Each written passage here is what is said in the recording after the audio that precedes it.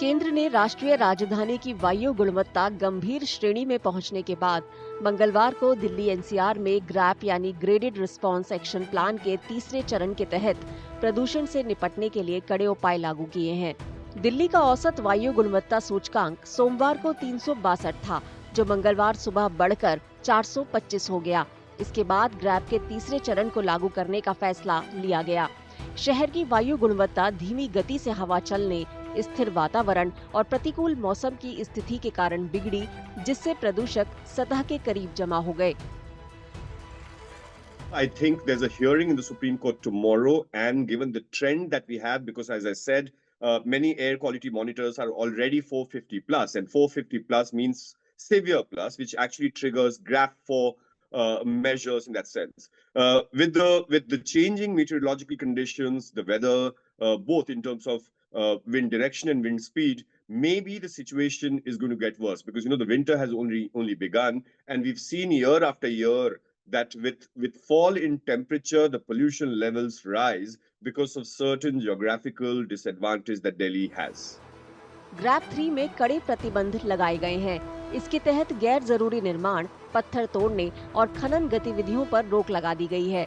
तीसरे चरण के तहत 5वीं तक की कक्षाओं को हाइब्रिड रूप से संचालित किया जाएगा। दिल्ली और आसपास के एनसीआर जिलों में BS3 पेट्रोल और BS4 डीजल कारों समेत 4 पहिया वाहनों का इस्तेमाल प्रतिबंधित है। दिव्यांग व्यक्तियों को इससे छूट दी गई है। संबंधित एजेंसियों को सड़कों की सफाई में तेजी लाने, धूल नियंत्रण सुनिश्चित करने और प्रदूषण के स्तर में और ज्यादा बढ़ोतरी को रोकने के लिए खुले में जलाने पर रोक लगाने का भी निर्देश दिया गया है। Largely in GRAP 3 measures, when it is invoked, we're talking about ban on construction in terms of non-essential activities. So largely a lot of construction activities that keeps going in terms of private construction activities, that will be banned, and that has to be stopped immediately. Other than that, also the fact that we know transport sector pollutes a lot, as almost 30 to 40%, sometimes more.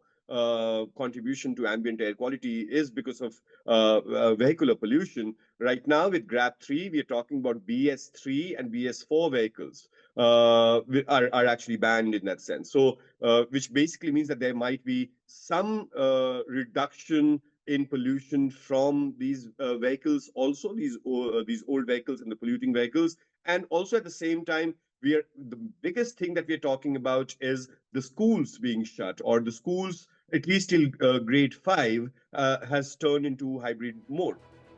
सर्दियों के दौरान Delhi NCR इलाके में grab के तहत प्रतिबंध लागू होते हैं, जो वायु गुणवत्ता को 4 चरणों में वर्गीकृत करता है। पहला चरण तब शुरू होता है जब AQI 201 से 300 के बीच होता है, जबकि दूसरे चरण की शुरुआत AQI के 301 से 400 के बीच पहुंचने पर होती है। तीसरा चरण वायु गुणवत्ता सूचकांक के 401 से 450 के बीच गंभीर श्रेणी में पहुंचने पर, और चौथा चरण तब लागू होता है जब AQI 450 को पार कर जाता है।